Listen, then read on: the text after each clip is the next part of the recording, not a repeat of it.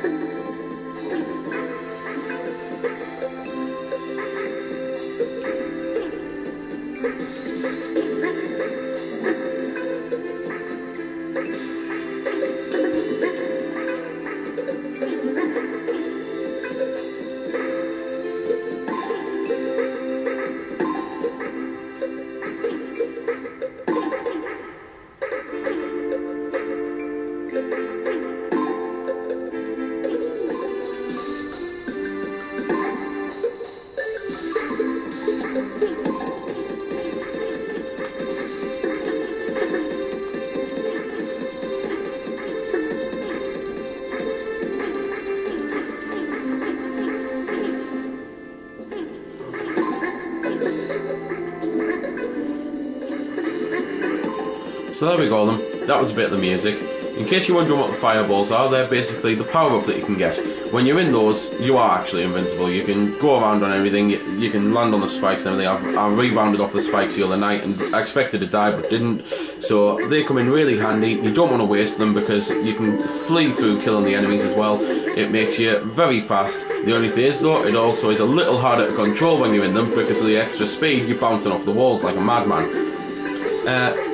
Also, as you might have noticed, only one of you needs to actually collect the special amulet to turn him into a rock, same as the fireball.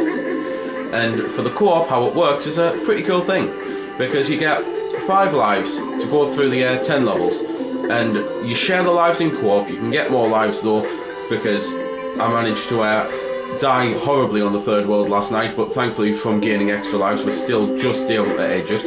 But you can also rebound off each other like that and help each other up to certain areas. And some of the enemies, as you can see, just while he's struggling there, might mention it, that you have to hit them in specific areas to actually kill them.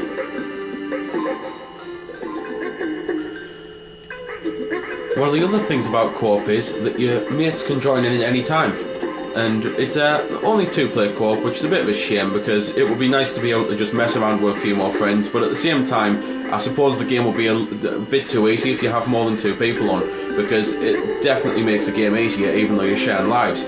So if you've got a mate, then grab them along, because come the 3rd and 4th worlds you're definitely going to be needing a bit of help. But as I say though, you can join anytime. There's a few things to mention. The controls, you can swap them at any time as well, but you basically hold them and then you tilt left, tilt right, push A to jump, although when you're not watching you get killed, but push A to jump and then push B to turn into a rock. If you want to change them, you can go up the menu. However, you can also just push the select button at any time, so the minus button, and it'll change back to NES controls, which I assume you know how a NES control works. So it's really good how the controls work. The NES controls are pretty damn good. The type of thing that if you just want to relax and sit back, if you've got a headache or something, they're definitely what you want to go for. But the other controls, they're actually a little bit faster. You can like gain a bit more speed from tilting it, and the jumping seems to be a little better when you're using the extra speed and that. So it's one of them things that depends on how hard you're finding the level. Swap the controls and see if you can do it better with the other control set. As you might have already noticed, there's a timer in the top right corner, and the timer is basically, well it's obviously there at a time, but the timer, if it hits 3 minutes, then the stage starts to flood. And when it starts to flood, because you're a ball and you float, although you can turn it into a rock and sink, it becomes very hard to actually play the level and finish it. So you have to really work quick, because otherwise you can find yourself constantly turning from rock to ball to try and bob up and down to gain some momentum, to hit off something, to fire off where you need to be, because you can't move in the water, you can only go up and down. You've got to rebound off things when you're in ball mode. So as I say, you're constantly springing back and forth between ball and rock to sink and float. So it's you can actually have quite a lot of fun with that. So it's something that you might want to try, even if you've beat the game a billion times before, and if you've never had the flood, then you might want to find a big level and just try it, because it's a lot of fun, especially with 2 people rebounding off each other. The only other things got left to mention is that, as well as the enemies, that well, there's loads of different enemies, and as well as them, there's also fans and bumpers, which are basically boxing gloves. So the boxing gloves will whack you around. The fans, you collect the rock amulet, and then they start activating. Obviously, when you're in ball mode, you'll start to fly up into them, so they can help you reach hard to get to areas. But as I was saying about the enemies, there's loads of ones that you have to kill in different ways. When you're in a rock mode, as I say, you're practically invincible. You always have to be rock mode pretty much to kill enemies. There's 1 or 2 that you can kill in ball mode just by hitting them in the right spot, or just if it's the weak gelatin ones. But the enemies, while you can kill them all in rock, that doesn't mean that they're all as easy as the next one. They each have different things. Some are really fast, some can jump really high, some can fly, so there's loads of different variations, and it's the type of thing that stops the game from getting boring as well. Overall, for 500 points, I think this is one of the best Wii Ware games that you can buy. If I'd redo the Wii Ware list, it would definitely be on the top. And it's just so much fun to play. It is just like the old games, like Bubble Bobble and that. My brothers both love it. I ended up gifting it to one right after he played it, because he wouldn't shut up about constantly playing it on my Wii. So it's just one of them games, if you get into it, it is really good fun. So if you like old games like Bubble Bobble and that, give it a go. It's 500 points, same price as a NES game. I think it's a fantastic game. There's quite a lot to do there, because you can play through it obviously again and again, getting the medals, and you can play through it on co-op or single player, and you can just mess about sometimes as well. So very fun game, and that's pretty much everything there is to say about it. So if you've enjoyed this review, then please subscribe to my video, because there'll be plenty more on the way. Also, don't forget to check out my channel, and this has been Demon212 signing off.